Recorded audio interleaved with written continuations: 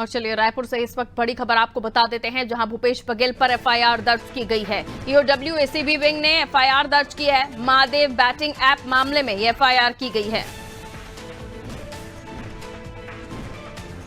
Prevention of corruption act के तहत यह एफआईआर हुई है। महादेव बैटिंग ऐप, जिस पर सट्टा लगाया जाता था, और अब इस पूरे मामले में एक बार फिर से लोकसभा चुनाव से पहले यह मामला गर्माता हुआ दिखाई दे रहा है, क्योंकि पूर्व मुख्यमंत्री भूपेश बघेल का नाम इसमें तब भी विधानसभा चुनाव के समय पर भी चर्चाओं में था। और अब एक बार फिर इस पूरे मामले में अब ईओडब्ल्यू और एसीबी विंग ने जब इस पर एफआईआर दर्ज की है, तो जाहिर है इस पर आगे भी चर्चा होगी और इस पूरे मामले में पक्ष विपक्ष के आरोप प्रत्यारोप भी होंगे। नंदलाल हमारे सहयोगी हमारे साथ जुड़े हुए हैं। नंदलाल, पूर्व सीएम भूपेश बघेल पर एफआईआर दर्ज हुई है महादेव बैटिंग ऐप मामले में। यह मामला एक बार फिर से लोकसभा चुनाव से पहले उठता हुआ दिखाई दे रहा है और यह माना जा सकता है कि इस मामले में विधानसभा चुनाव के समय पर भी जब यह मामला उठा था तो कांग्रेस बैकफुट पर आई थी, और अब एक बार फिर यह माना जा सकता है कि लोकसभा चुनाव से पहले भी कांग्रेस की भूपेश बघेल की परेशानी बढ़ाने जैसे छत्तीसगढ़ में हो सकता है।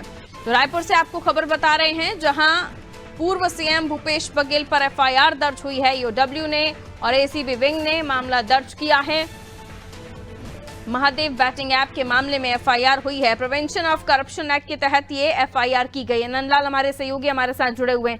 नंदलाल, महादेव बैटिंग ऐप मामला, जिसमें पहले भी घिरती हुई सरकार नजर आई और विधानसभा चुनाव में भी काफी नुकसान भूपेश बघेल सरकार को हुआ था, लेकिन अब इस पूरे मामले में एक बार फिर भूपेश बघेल फंसते हुए दिखाई दे रहे हैं। प्रिवेंशन ऑफ करप्शन एक्ट के तहत ये एफआईआर दर्ज की गई है। इस पर भूपेश बघेल या कांग्रेस की तरफ से कोई टिप्पणी आई, और इस पूरे मामले में आगे कार्रवाई किस तरह से होगी? जी पारुल, जिस प्रकार से लोकसभा चुनाव के ठीक पहले इस प्रकार से पूर्व मुख्यमंत्री भूपेश बघेल के खिलाफ जो छत्तीसगढ़ पुलिस ने और एसीबी ने के विंग ने जो महादेव बैटिंग ऐप है उसके मामले पर जो है भूपेश बघेल के खिलाफ एफआईआर दर्ज की है।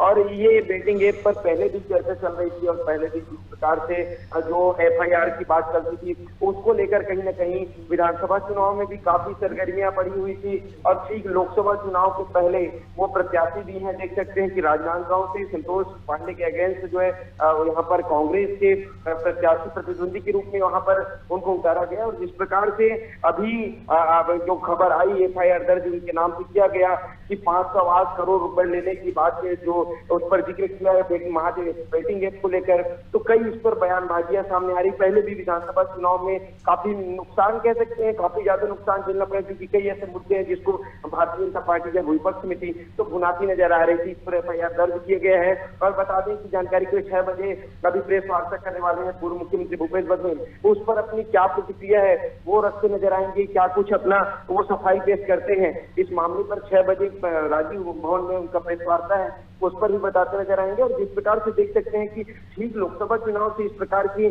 जो है एफआईआर दर्ज होना, और इसमें अहम बात यह है कि एफआईआर पुरानी बताई जा रही है, लेकिन अभी सामने पेश किया जा रहा है। एफआईआर मार्च पास में उसमें लिखा हुआ है, लेकिन हाल ही में इस प्रकार की जो है एफआईआर दर्ज जो हुआ है उसको सामने लाना एक कहीं न कहीं चुनावी मुद्दा बनेगा।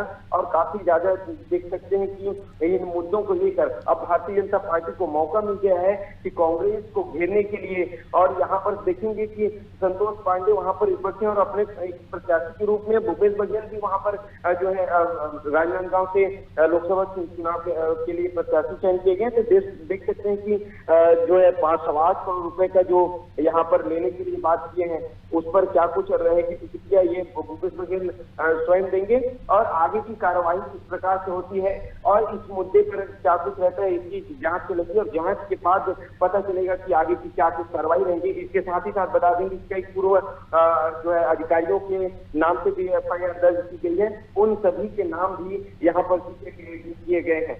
तो ये कहीं ना कहीं चुनावी सरगर्मियां बढ़ गई है और देख सकते हैं कि अब ये मुद्दा जो है लोकसभा चुनाव में काफी अहम भूमिका निभाएगी और देखना खास होगा कि किस ओर मोड़ कर ले जाती है। अच्छा, पक्ष अपना भूपेश बघेल भी रखेंगे क्योंकि जिस प्रकार से जो है पहले की FIR दर्ज हुई है और अभी जो है ये पेश किया जा रहा है, तो इन सभी बातों को अपने मुद्दे को रखने के लिए भी कांग्रेस के पास एक मौका है और वो अपनी बातों को रखेंगे। अब ये जनता किस पर विश्वास करती है और क्या कुछ है, ये तो आगे की कार्रवाई पर पता चलने वाली है। जी बिल्कुल, बहुत शुक्रिया जानकारी के लिए नंदलाल। तो आने वाले समय में इस पर क्या कार्रवाई होती है और इस मुद्दे को किस तरह से भुनाने की कोशिश बीजेपी करती है, क्योंकि हमने विधानसभा चुनाव में भी देखा था इस मुद्दे को जोर शोर से उठाया गया था और लोकसभा चुनाव में क्या ये मुद्दा बीजेपी के लिए संजीवनी साबित होगा और कांग्रेस के लिए परेशानी खड़ी करने वाला, क्योंकि विधानसभा चुनाव में भी काफी बैकफुट पर कांग्रेस इस पूरे मामले में आई थी।